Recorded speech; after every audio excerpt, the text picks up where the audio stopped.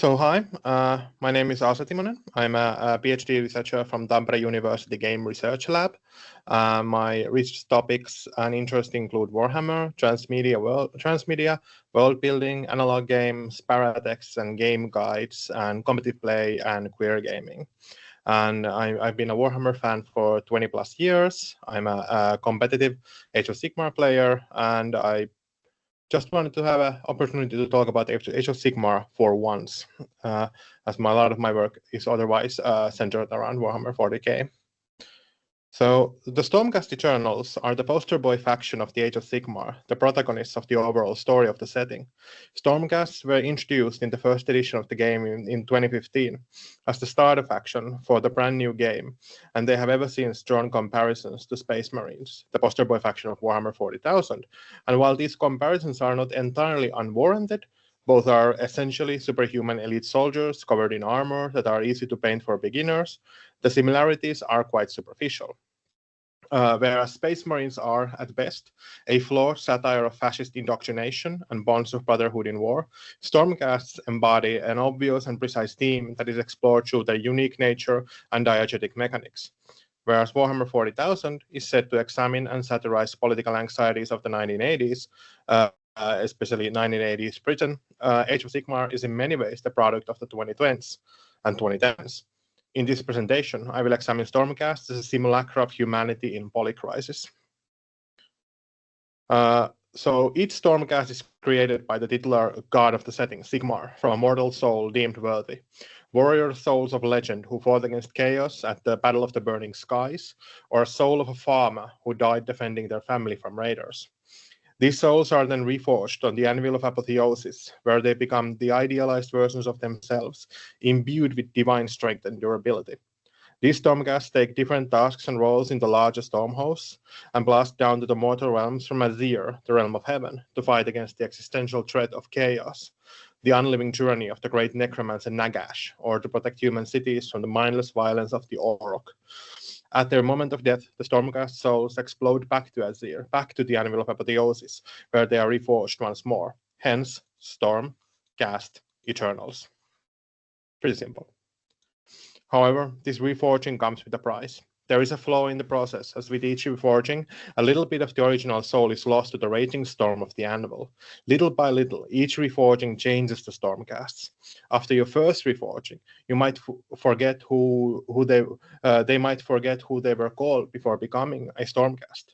Third reforging might see them forgetting the names of their fellow Stormcasts. And by the time of their 10th reforging, the Stormcast is just an automaton of war, going through the emotions of humanity, but their soul is in such tatters that nothing remains but the storm. What started as a reflection of reality becomes a pretense of reality, a simulacra of what once was. This theme is explored in the Age of Sigmar transmedia, featuring Stormcasts.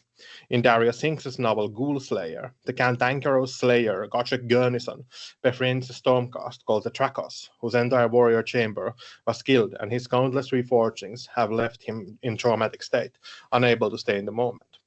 Author Lyanne Merciel explores the relationships between Stormcasts in her novel Black Talon, where the titular protagonist Neve Blacktalon has a vision of herself with a teammate Shakana, with whom she had an intimate romantic relationship, but which she had forgotten due to reforging. But Shakana hadn't.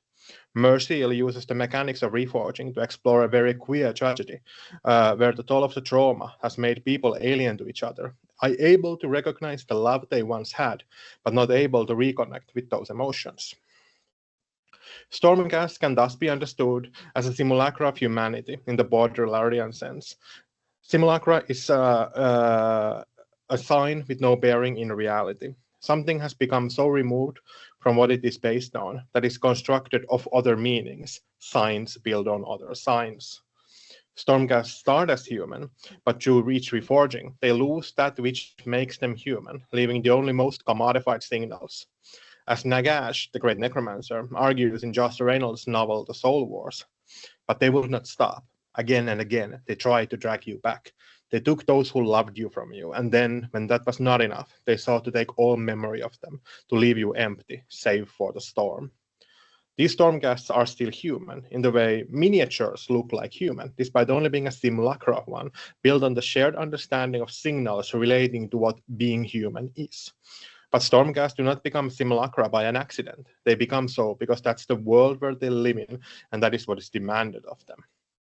The Polycrisis is a term that has become synonymous with 2020s. The historian Adam Tooze, in his 2022 column, described the Polycrisis as a problem becomes a crisis when it challenges our ability to cope and thus threatens our identity. At times, one feels as if one is losing one's sense of reality. The Polycrisis is an accumulation of unresolved crises where the outcomes and resolutions are equally hazy. Fighting this polycrisis seems insurmountable due to the multitude of concurrent crises that are all interconnected. Fixing one problem will need to fix 5 others before it. As Lahden notes, that the in polycrisis is important because our historical condition is truly unique, and even if we pass through the eye of the storm, there is not necessarily a better world beyond it, merely a different one. Mortal realms of Age of Sigmar are embroidered in myriad of crises. The history of the setting is a series of consecutive crises leading from one to another, often directly linked. Many mortal realms have played stage to these conflicts. Many mortal realms have played a stage to these conflicts in turn, and the regular people living through these times have adapted in unique ways. Commodified products include memory vanishing water sold as a remedy to the traumatized people of the mortal realms. Be it the centuries of Archaon's ravages, the necroquake of Nagash, the Great War of Kragnos, or the recent rise of Skaven, the realms are buffeted by interlinked conflicts where the individual have a little agency over any of it. I can only relate. In fact, the setting of the Age of Sigmar can be understood as a post-apocalyptic in nature. The world once flourished, but then a combination of war, political strife, and a battle for resources and means of logistics end up in cataclysmic fall of the established civilization. Yet we often think of apocalypses in the scale of horrifying and sudden upturn of our social order, often caused either by our own actions or by external cosmic events. I would argue we live in post-apocalyptic world already, as we have seen an unmeasurable amount of human death in such a short span of time, and that has changed and is changing our social order. This post-apocalyptic subjectivity sees apocalypse as not as a solid thing, but as a subjective reflection of your experiences of the world. Polycrisis, through how massive and unsolvable it seems, creates an eerie effect based on how you are positioned on it. One must imagine Chaos Warrior happy, after all.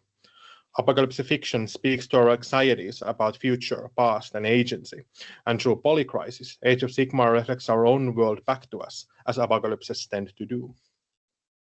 The Stormcasts, in their undying state, are sent out to quell the fires of the Polycrisis, to fight and die. That is expected of them, a fate reserved for them as what Mbembe would call an instrumentalized form of humanity. Their status as eternal does not make their deaths any less painful, and Sigmar is perfectly aware of the flaws of the process. He may not, ultimately, even see them as flaws. Sigmar engages in necropolitics through Stormcasts, who are at the same time the chosen warriors, the Einherjar of the Thunder God, but also sacrificial, wastefully so, used up until nothing human remains, and they are finally discarded. It is said that the Age of Sigmar's most concurrent theme is the dehumanizing nature of war, but really it's about the dehumanizing nature of the Polycrisis, the dehumanizing nature of living in the 21st century. We return to the comparison between Stormcast Eternals and Space Marines. Whereas the only threat to Space Marines comes from the outside, the corruption of chaos is not born from within, but is rather an extra-dimensional possession, Stormcast Eternals' anxiety is born from within. They know the cost of reforging. They see it all around them, and with each death, they become alien to themselves, alien to each other, and alien to the world that they are trying to make better. As the famous line in Disco Elysium goes, true love is possible only in the next world for the new people. It is too late for us. We might not see the better future we are building either, suffering and sacrificing ourselves for something we may only glimpse. They fear not the death itself, but what it brings, what the trauma of living through such times does to them. Stormcast Eternals cannot really abandon their cause either. There are no heretic Eternals, so to speak. The only thing they can do is continue on. This lack of moral infallibility and the agency over their fate is sometimes cited as a flaw in their non-diegetic design, but I ask you, what agency do we have in the face of the Polycrisis? Age of Sigmar reflects contemporary politics of the 21st century via embodying similar themes of polycrisis, necropolitics, while also carrying the similar themes of other Games Workshop games, such as the decay of empires and the loss of centralized authority. There are interesting questions that we can ask when looking at the mortal realms that relate to the contemporary issues, such as the politics of settler colonialism seen in the Dawnbringer Crusades, the critique of hegemony in Flesh Eater Gods, and the radical potentiality of trans-reading in the mechanics of reforging. I hope this presentation invites other scholars to engage with Age of Sigmar in the same way as we engage with Warhammer 40,000 now for the second year. I thank you.